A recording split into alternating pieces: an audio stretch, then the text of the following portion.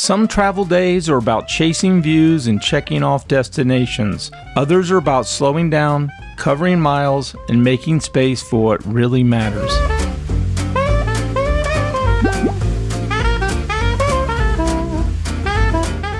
Before we jump into this next stretch of our journey, we want to take a moment to say thank you. Since sharing my cancer diagnosis, we've been overwhelmed by the kindness, encouragement, and support from so many of you. It truly means more than we can put into words.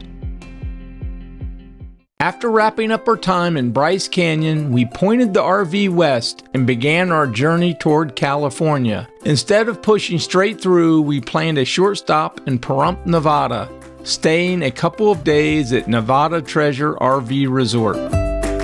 Pahrump was the perfect halfway pause. It gave us time to regroup after several travel days, catch up on laundry, restock groceries, and do a little shopping.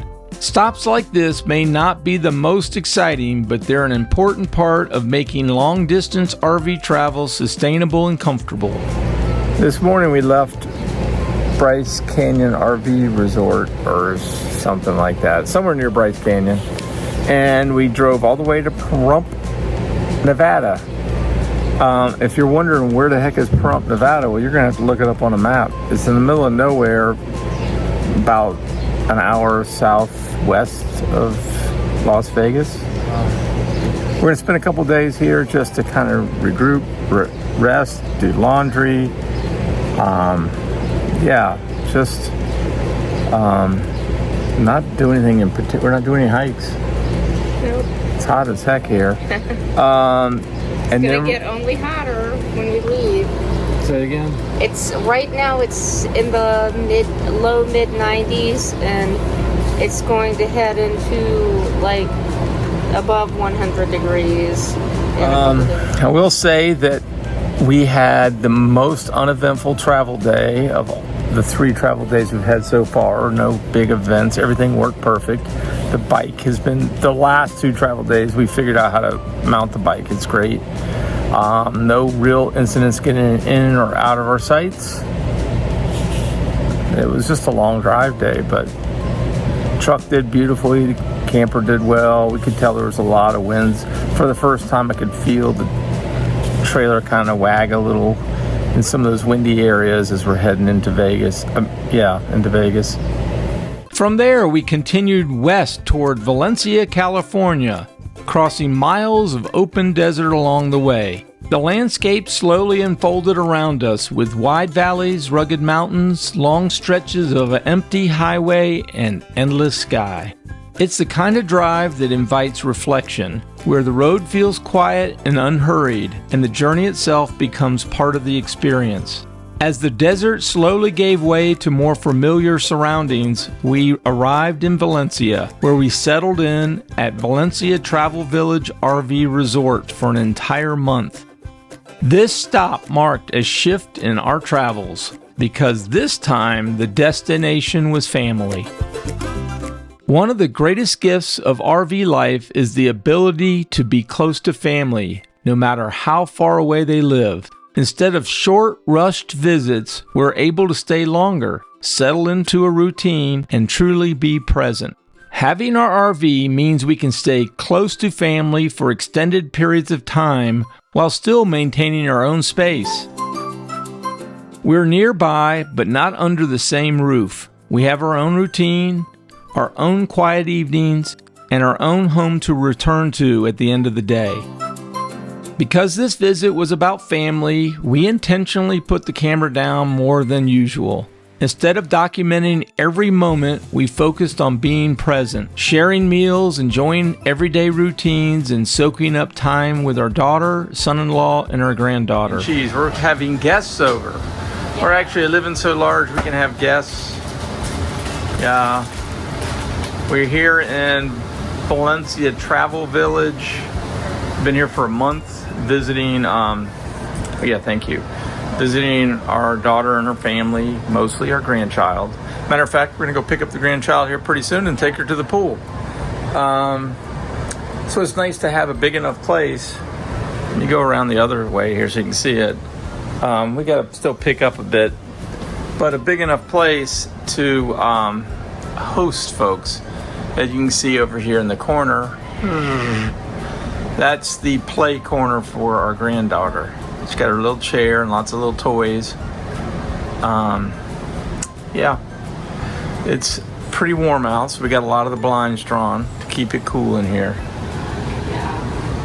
And yeah, trying to get creative because the stove top, I kind of need this big pot here, and I also need a big pot for this, so we're utilizing the electric skillet too. Yeah, we're connected full electricity. Yeah. I don't know how you'd be partial. I guess it could be a 30 amp, but we're 50 amp.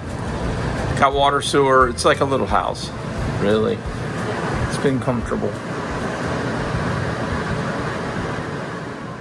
After our month in Valencia, it was time to hit the road again. This time with Port Orford, Oregon as our destination.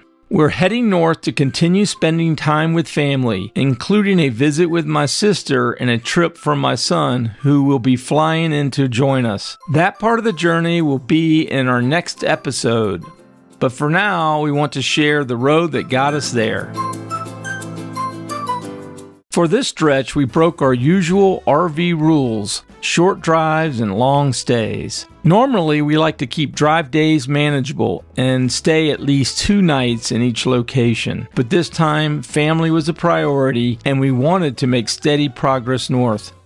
On day 1, we traveled through California's San Joaquin Valley, continuing north to Sacramento before we ended the day at Orland, California, where we stayed at the Parkway RV Resort and Campground.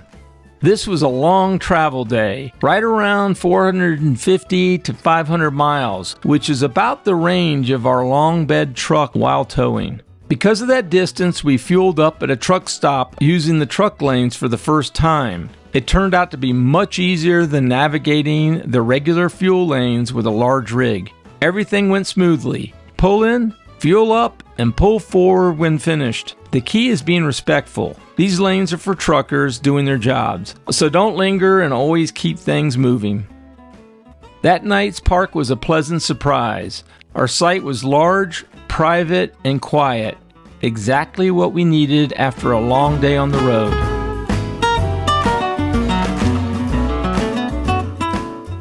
The next day, we continued north to Sunny Valley Campground, just north of Grants Pass, Oregon. Along the way, the scenery began to shift. Even though we hadn't yet crossed into Oregon, the landscape started to feel unmistakably like the Pacific Northwest. Yesterday, we drove north out of Santa Clarita. We drove through hours. I mean, most of the day was passing through the San Joaquin Valley. Tons of fields where you would see grapevines, orchards, all kinds of agriculture going on there. We spent the night in Orland, and now we're moving north, and as you can see behind me, that's Shasta Lake, where our next destination is going to be in Oregon. One of the highlights of the drive was passing majestic Mount Shasta, rising above the landscape and reminding us just how dramatic this part of the country can be.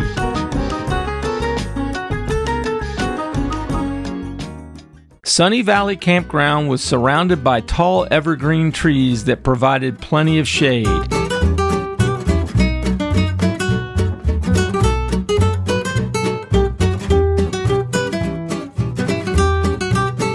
Even though it was surprisingly hot that day, the shade helped the RV cool down quickly, and the AC had no trouble keeping things comfortable. This was another one-night stay, just enough time to rest before the final push. On the third day, we made our way west to the Oregon coast, where cooler temperatures and coastal air welcomed us as we rolled into Port Orford, ready for the next chapter. Here we are at our campsite here at Humbug Mountain State Park in southern Oregon coast, just south of Port Orford by I think it's about 5 miles. It's beautiful wooded campsite, and it's almost at the beach. There's some dunes and the highway between us and the beach.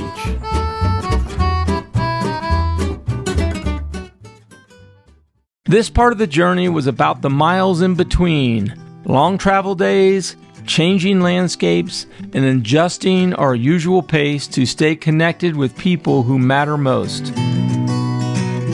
From desert highways to mountain views, and finally the cool air of the coast, every mile brought us closer to family.